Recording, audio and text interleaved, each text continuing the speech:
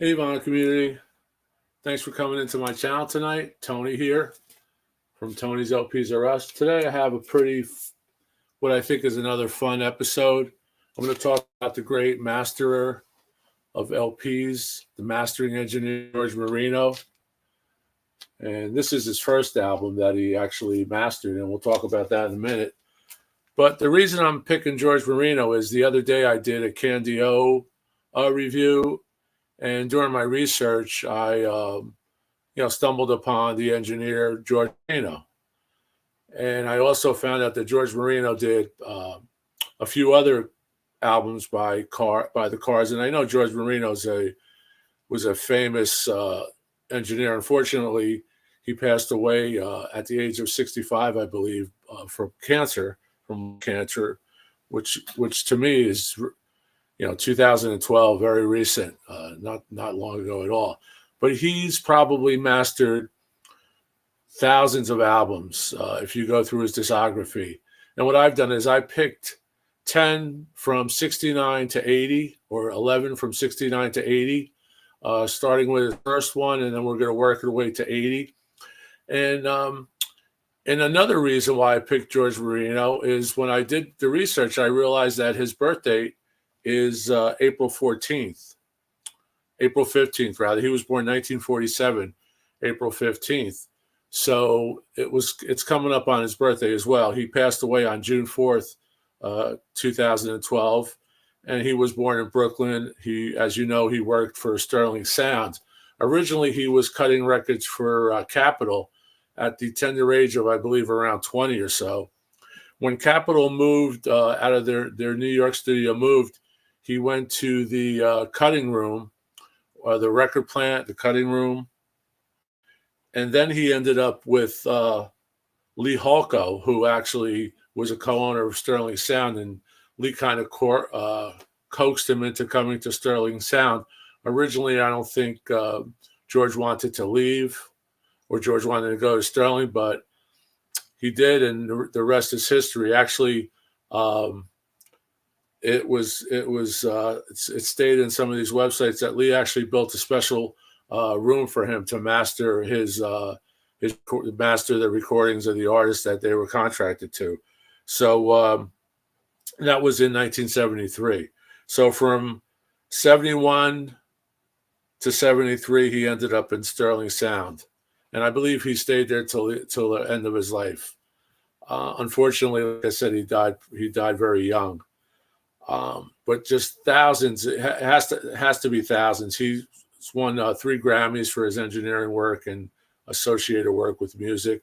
But what I'm going to do is I'm going to go into some of his records. I'm going to start from the first one, which was 69 to 1980. And these are just, they're picked by year, but they're also picked by sound. I have all these records in my collection probably for 50 years now, or whatever it adds up to. But the sound on these records are amazing. And when I look back after I did this research and saw that George Marino mastered these, now I know why they sound good, because George Marino is so well respected in the industry. And there's other VC channels out there that talk about his mastering and talk about the great sound. And when you could get an engineer with the right artist and the right recording engineer, the right mastering engineer, you have magic. And that's what these records are, basically magic. And I was pleasantly surprised when I pulled some of these records based on the year that, wow, I know that record sounds good. I know this record sounds good. I know that record sounds good. And why? George Marino has a lot to do with it. Not all of it, but a lot to do with it, as you know. And another quick thing I want to talk about as well is that some of these records are not very expensive. You can find these records, some of them in bargain bins. I try to pick out records that are common, and some of them are, based on the artist, some of them are more expensive than the others, but a lot of them are very inexpensive. So you can pick these records up. But what you have to do is you have to look for the Sterling, for the ones that he was at Sterling, the Sterling sound stamp SS in the dead wax. Marino did not sign, as far as I could tell, did not sign his records. They do say that he makes his E's look like threes. So if you see an etching that is similar to an E, but it's three, but it looks like an E, that could be a George Marino. But the first thing you want to do is look up the George Marino records, make a mental note of it. And when you are looking at it at a record store or at a fair or yard sale or whatever you find your albums at, even if you go online, ask the person selling them, is this a sterling sound? Because you're guaranteed to get a better quality sonic if it's a sterling sound record. And there's a good chance that it was actually mastered by George Marino.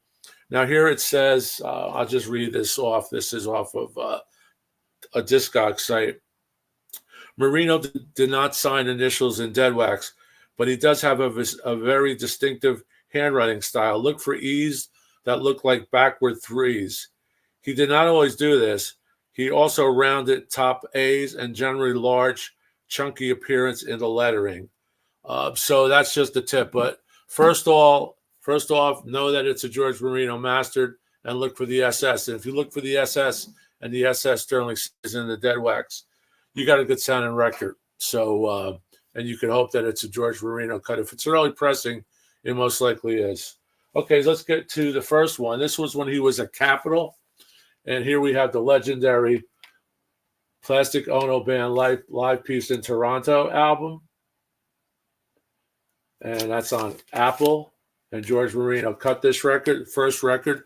He also cut Hey Jude 7-inch, which I talked about when I did the Candy-O. And this is such a cool record. Blue Suede Shoes, Money, Dizzy Miss Lizzie, Your Blues, Cold Turkey, Give Peace a Chance. And then there's a bunch of a couple tracks with Yoko. And it's John Lennon, Yoko, Eric Clapton, Klaus Vorman, and Alan White on drums. So this is a classic. I'm really happy to have this. This is not a great copy. I also have a copy, a Japanese pressing, that the vinyl's in really good condition. But I wanted to show the American because this was a George Marino cut. The next one up is fabulous. And this record always sounds good. And, of course, it was produced by Tony Visconti that I talked about in one of my other videos. And that's this one, T-Rex. So you have T-Rex, Visconti, and mastered by George Marino. So you could figure that out for yourself. This record sounds fabulous. I also have a Mo-Fi of this that I would recommend.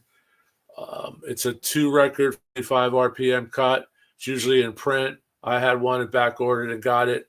It's just fantastic. But this one is excellent. Here's another one that you may not know George Marino did. The legendary Talking Book by Stevie Wonder. This is an SS. It's not not initialed because he really didn't initial, but there's the label. But this one he also did revisions. But this is from. So I'm going down dates. 69 live piece, 71 Electric Warrior. This is 1972. And we're going with 73, and we have this classic that always sounded good. Brothers and Sisters, the Allman Brothers. This was after they lost to Wayne, but this record kicks ass. This has some great Dickie Betts, Dickie Betts guitar on this record. So Brothers and Sisters, and here you have the kids from the band right there. And now they're older than me right now. But that's a great record. That's an SS, and that's a George Marino mastered LP.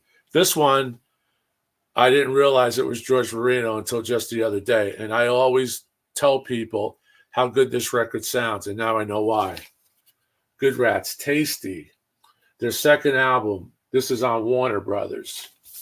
This record kicks ass too. This record is just so good. He did a couple of Good Rats records, but this is probably my favorite Good Rats album. Good Rats Tasty. I remember selling this in our record store, Vogel's. This was such a cool thing, and actually, Boss Jay gave me the promo. I don't know if it's stamped. I'm going to look at it. There's that, but this isn't stamped. Oh yeah, promotional, not for sale. If you could see that, right there, upside down. But this record is just incredible. I just had from my brother-in-law, Big John, gave me a reissue of this. I haven't opened it yet, but I'm really anxious to do an AB on that. Maybe I'll talk about it. But Sterling Sound, these guys were from New York, the Good Rats. Just a great sounding record, off the charts. Here's another one that sounds really top-notch. Straight Shooter, Bad Company. And this is 1975. So each year when I looked these up, he had to master 10 or 15 albums a year. And this was one I picked for 75. Great album, one of my favorite rock bands, Bad Company. This one is 76, and like I said, these records aren't expensive. Straight Shooter is not expensive. This one's not expensive. The Charlie Daniels Band.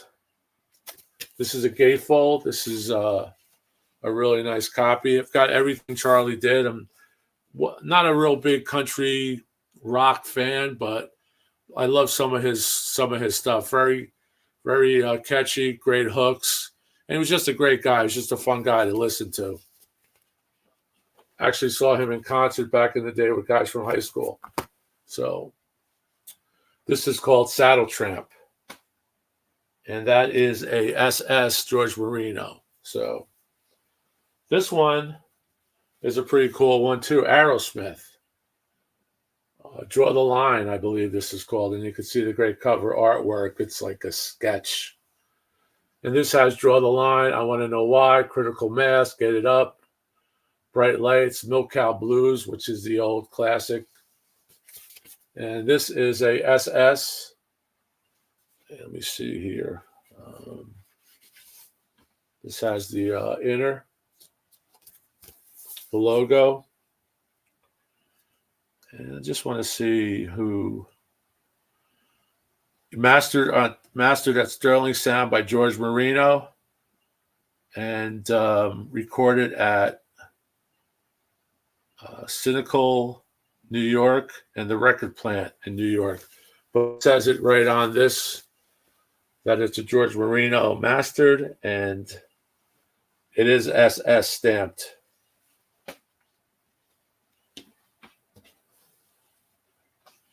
Okay, here we have the next one from 78. Classic sound is off the charts. Now we know why. Well, of course we know why. It's Queen. They always did a top job. This is also produced by Roy Thomas Baker, who did the Cars records, Elise Candio, and the first Cars. And this has the poster in it. And this has an inner. Has a custom label, I believe, right there. And we have the poster. I'm going to show it briefly. So if there's children in the room and you don't want them to see this, but it's not really not explicit. I'll just open this up.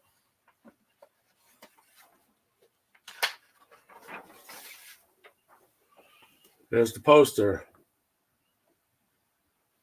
The bicycle race, Fat Bottom Girls. Great album, mastered by George Marino, and that's only 78. We're going to go to 79 now.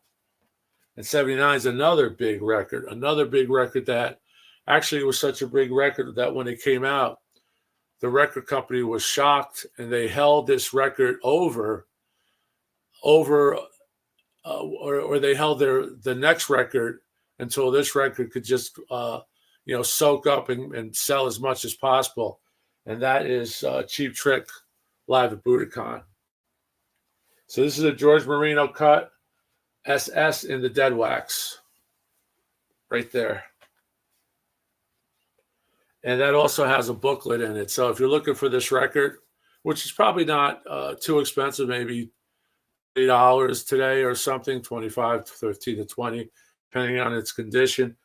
Great record, but look for that booklet in there. It has a great booklet. And the last one I'm going to get to, which is bookended with the first record I did, which was John Lennon and Yoko. And here we have 1980s Double Fantasy. This has the shrink, and this has the hype sticker on it. And there's the inner. And this is tragic. Of course, you all know the story. This record came out, and a few days later, John Lennon was assassinated, which we all know the story. And just a sad, sad day. And I still have melancholy thoughts whenever I listen to a Lennon song or certain Beatle tunes, and whenever I see things on John. Just a sad record. But this is an SS, and let's face it, if George Marino is cutting a John Lennon record, George Marino is top notch. So there you have it. I just wanted to point that out to you. And like I said, George's birthday is coming up in a few days. So happy birthday to George, and my condolences again to his family. But just a legendary mastering engineer. And from what I read, a really stellar person as well, which is more important. But go into his Wikipedia site, go into his discography, and you will be amazed at the records in your collection that are probably cut or mastered by George Marino. He rivals the greats. He rivals the RLs. It's just a fantastic engineer. And Lee Halko, brought him on to Sterling Sound. And Lee's stuff is amazing as well. So there you have it. I just wanted to do a quick video, and I hope you like it. Please let me know if you have some of these records or some of the records that George mastered at Sterling, or maybe even when he was at Capitol. But I think he only did the one or two at Capitol. So, with a record plan too as well. But just, put something in the comments, and I hope you like this. And once again, I want to thank everyone for subbing. If you haven't subbed, please do so. It really helps out the channel, and it just makes me feel better. So thanks a lot. Keep rocking and stay safe. See you soon. Bye-bye.